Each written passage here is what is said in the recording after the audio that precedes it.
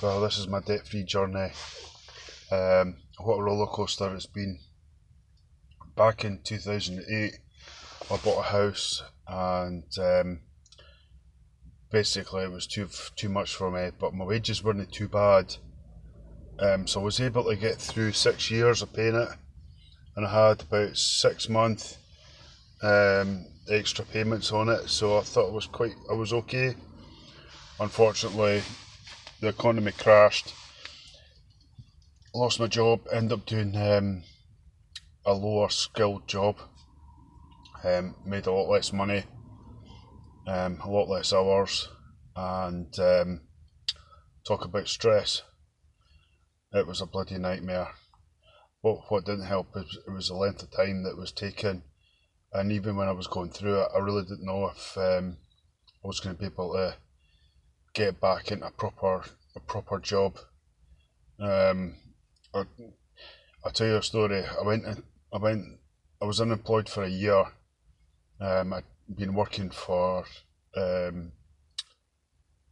well-known website, and I was in the distribution centre, and I'd done 10 weeks in there, and I came to the point, I was like, I'm just pissed off with working here. I'm just fucking pissed off with it. I was just like constantly getting rubbish money, and just totally cheesed off with the whole thing. So I was unemployed for a while, and the computer at the job centre was down, and I thought, right, there's two options here. I either go back home and try and sort this out, or I go to a taxi company and get a job doing the taxis. And I'd got my badge, but I hadn't actually gone any further with it. And I thought, I can't be stuffed with this. But the money, again, and to be honest, the taxis was probably the best thing I've ever done. When I was able to get a regular income again. The hours were quite long. It was like 7:30, 8 o'clock till about 6:30. But my boss was trying to get us to work to 7:30. But I was like, nah. Because you're working an extra hour or extra couple hours, and you were making an extra £4, £5, and you were like, stuff this. But luckily, through the job centre, they put us through my class 2, and I passed it. But I never went for class 2 work because my confidence was a bit low, and in fact, it was rock bottom.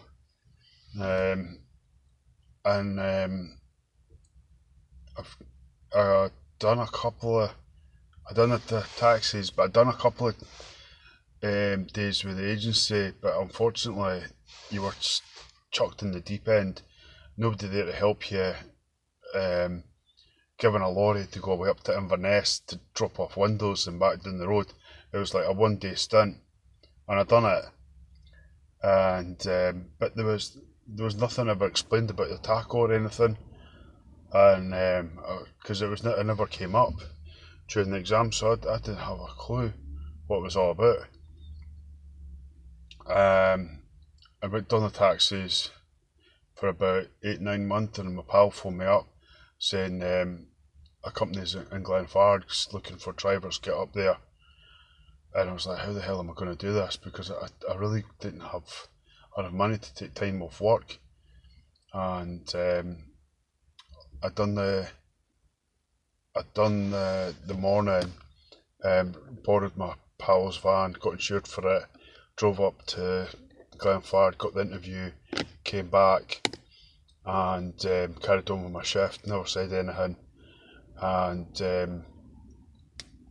actually at the interview I got the job straight away, but my interview wasn't that great, to be honest, but luckily they were desperate for people, so I thought, just go for it. But with my friend saying you can just go for it, it really helped. He says, borrow my van for a month, get yourself some money, get yourself a car. I managed to get a Picanto. It was a brilliant wee car.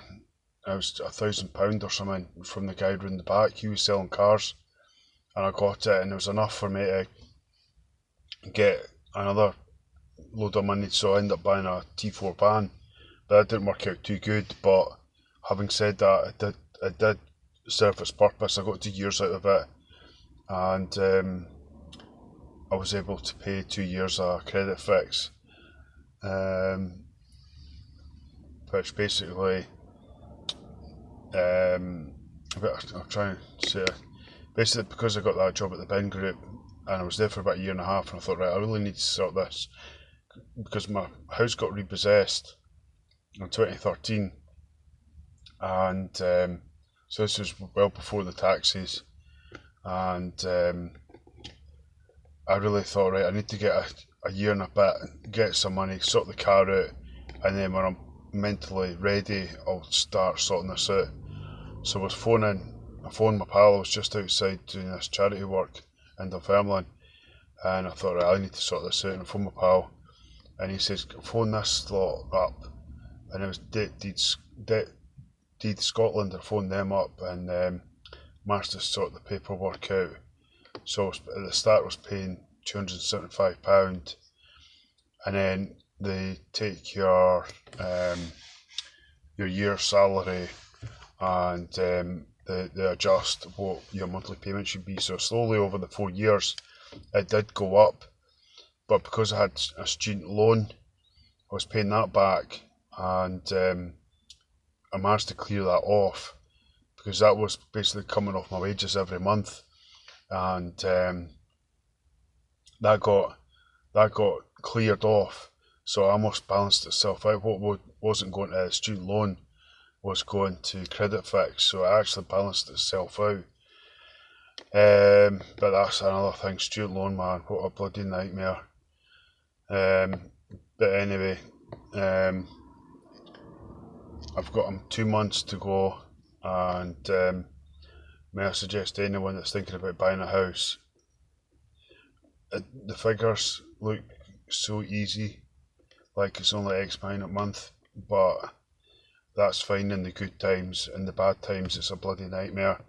This is what's annoying me now, is that especially garages are trying to encourage people to take out car loans for like £350 a month, and they con you because it's a nice beautiful car, and any car, like any person likes a beautiful car. The only problem is when you start doing the figures, it's like, why the hell would you spend that much money on a car? I worked it out, something like £80,000 for like a 20 grand car. That's mental. In fact, I'll do a calculator here. So say 350 times 12 times 5. Yeah, well, £350 times 12 months over 5 years is 21,000. I need to go over that again, actually, to find out exactly how much. I think it's 20 years. 85. The only problem is with paying that amount every month, it means it gives you no money to save up. So then when the car's clapped out, you have to start again. So this is why I managed to get this car.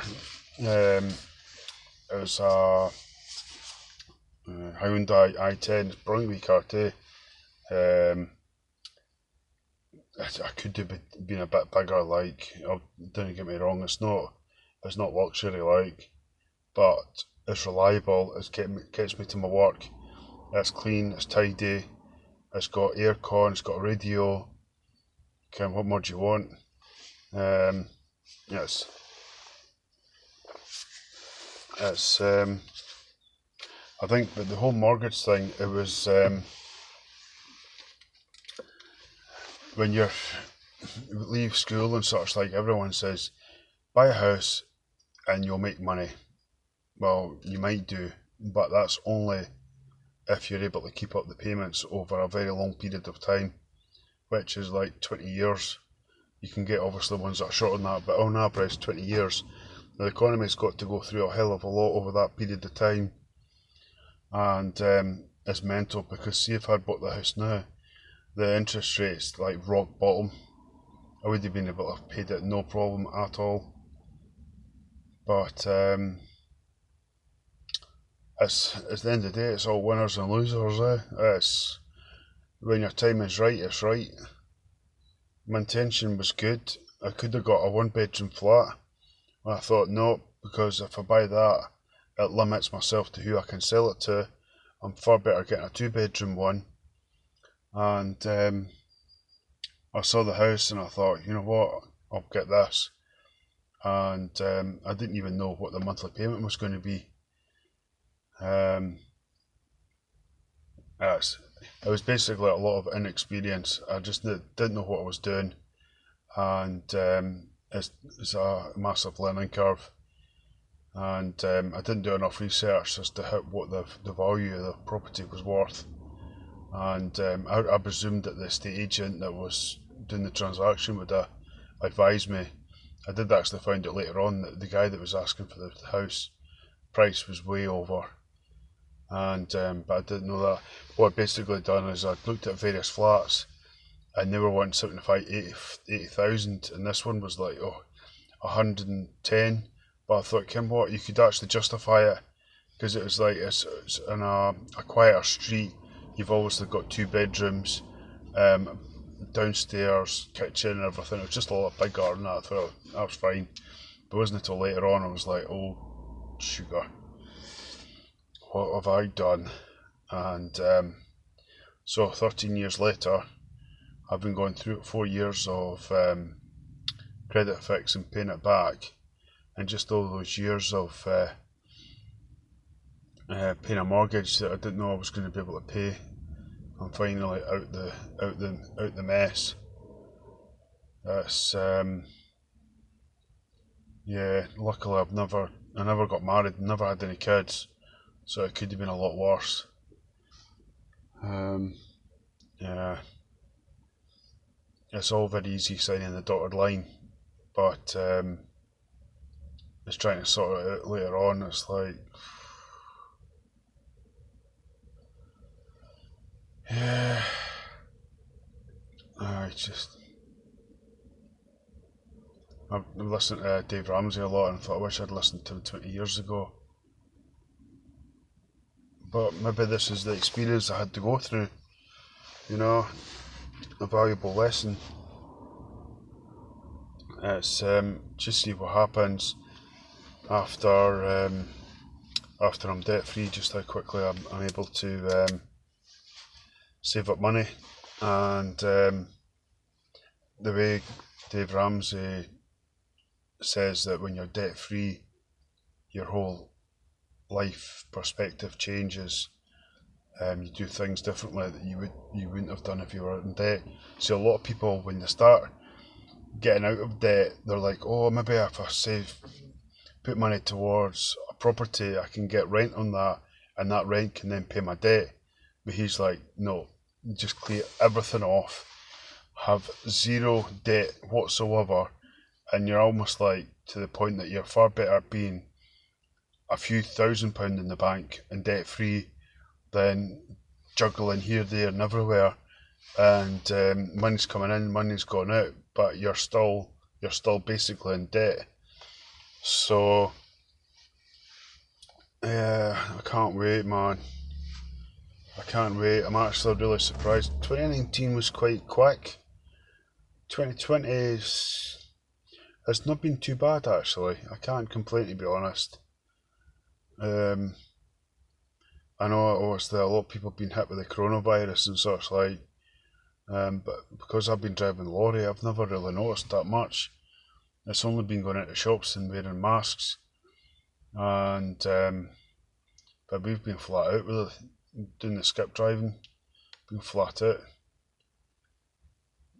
which I'm good. But I did have a week off. Had a not a week off, 2 weeks off. I had a cough and that, so I had to self-isolate for a couple of weeks, and yeah, at that point it was only an hour's walk a day, and then back in the house, and that was bloody hard. Like, yeah, 2 weeks. I'm like, my dad, he's had to do 3 months. I was like, bloody hell. So I think it's easy when you're going. It's one of my pals. He's a good pet friend, but he's like buying and selling houses, doing them up. Got about 20 odd jobs, but again, it's all plus and minuses. You know, and don't get me wrong, he's a bloody grafter, and he will manage it, no problem at all. But it's easy to kid yourself when you're making profits and losses, or not so much losses, but balancing the books. It's like I remember years ago we went to this business place, and this guy was selling ice cream, and he had a big massive factory and such like. And he's like, "Yeah, I'm going to be making a profit, but at the moment I'm in debt because I've had to build this factory to build this ice cream. But in the future I will make a profit." I'm like, well, at that point, I could go and do a carpet job. Because I used to lay carpets, fit a carpet, make £10 and be £10 better off, worth more than he has. So it's I spoke to my boss about that, and he said, well, because I thought it was maybe I was seeing something that, or maybe not seeing something that somebody else would do. And he says, well, but the assets would probably be worth more. And I was like, yeah, but you'd have to sell the assets, which is probably worth less than what you paid for it. So, it's a funny old guy. Yeah, can't wait. This work is so bloody restrictive. I mean, I'm not the only person, but it's like, how can you have a system where people go in and just die? And what good is that doing to the economy? Just employ more people. Like, especially, I think a 4-day week would be perfect, because it means people can have time off, can look after their loved ones, take pressure off the NHS. They can go out and go for a meal with their family, and increase sales with people that are eating, drinking, socialising, going tin pin bowling. You could go tin pin bowling on a Friday morning, you know, during people's birthdays, and just generally get around and take that pressure off of people. And then they come up with ideas like, well, maybe we can do this. But because you're so tied up, you can't bloody move. I mean, I'm struggling to go for a walk, 15-minute walk in the morning, because I've got to bloody get up and go to work. So that means I'm putting on weight. I'm losing, I'm putting on weight, and I'm obviously not just now, but years to come, I'll be putting pressure on the NHS, because I'll be walking in 20 stone, or getting wheelchaired in, and they were like, oh, are you a lorry driver? And I'm like, yeah. And they're like, oh, I thought so. And I'm like, how do you know that? I says, well, usually when you're 65, you're just fat and ugly, and yeah, you fit the criteria. And I'm like, all right, cheers. So yeah, I don't understand it. I think France and that, they do like a maximum 35-hour week, and that's it. I was like, I wish we could adopt that. But we've got such a work mentality over here. But we've got to the point that we work flat out for nothing. Like, even I'm doing a 60-hour week, and although the money's good, but it's good only because I'm single, and but I'd class that as just a bog standard wage. You know, it's percentage wise, my monthly wage, 1 week's wage pays for a month's rent. So, you know, that's a quarter straight away. So, I feel sorry for the folk like the actors and everyone just now.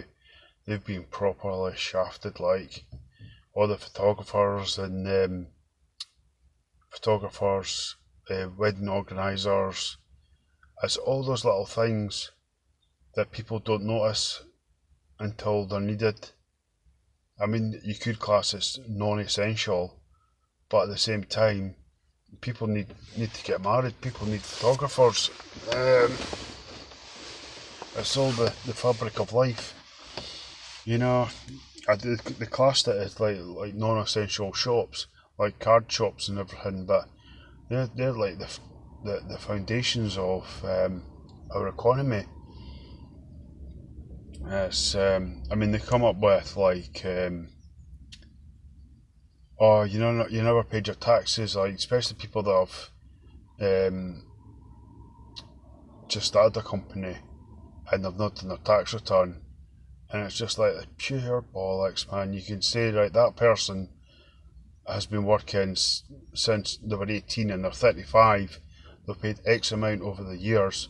If that company folds, they'll go back to the original employment, so on average they'll be making 25, 35 grand a year. So you just say, right, let's give them 3 months of their salary up front, and we'll get it back anyway. You know, it's all paperwork. They can sort out the road bonuses when it comes to Parliament. I'm sure they can fix it for the nation. You know, especially taxes. It's all paperwork, and they come up and they just slashed the business rate just like that, so they can change it. It's all made up through the mind. You know. But I'm actually surprised by lack. I mean, they've been doing Twitters and that, they've forgotten or something on Twitter. But I'm really surprised at how lack of anger there's been, to be honest. I thought there'd be a lot more protests. But again, it's probably been in their favour with the corona. Folk can't protest because they can't gather up together. Or a social distancing demonstration. I mean, Rishi Sunak, he's done, I think that's his first name, he's done really well with the working people that fall in perfect categories. But like a lady said, if you don't fit the box, then you're stuffed. When there was a lady saying that she had to take money out of her mum's pension, £60 a fortnight, and it was making her sick. And just horrible. I mean, these are genuine working people. And I really think there's people on the suicide level. There has to be. Especially, like they're saying Christmas now. Folk are lucky to get through the week. You know, I mean, there's only so many food banks and bloody baked beans you can eat. That's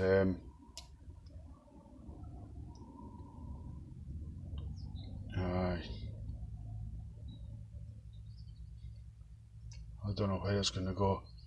I mean, the company, especially the government, that they've been pushing start your own business and everything, and they've done it and they've fucking dropped them in the shit. Absolute rubbish, man. Now, you wonder if the overall thing is that they want people to be under their system, where you're an employee, and then they can do what they want with you, like almost like a socialist economy, where if you're under their wing, they'll look after you. And as soon as you go off and try and do your own thing, you'll get battered with a big massive stick. It's mental, because every company is like the backbone of the economy. You tax that company to pay for your NHS bills, your roads, your council tax, everything.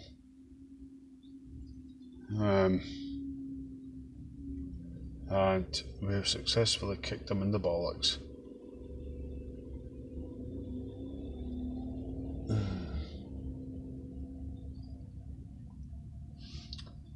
Well, I don't know if there's anything else I need to say or want to say.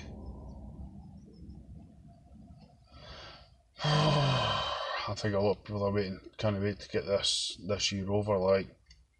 But who knows, the vaccine might not even happen in January. That's I heard the drug companies were like, putting pressure under us to put drugs in the economy or in the environment, and it's not properly tested.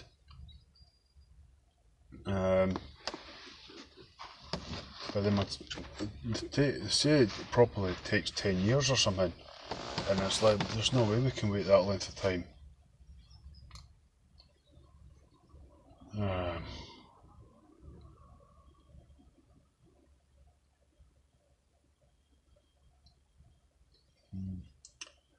I don't know. I don't know. I wonder if like 2025 folk will be like, what was all the fuss about? I'm surprised that Ebola hasn't kicked off again, because that was like, that was really bad in South Africa, but it's died down again.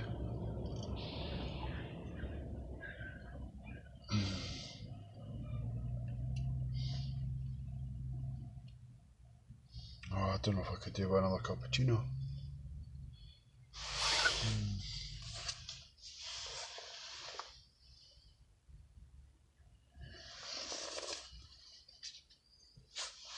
Two secs.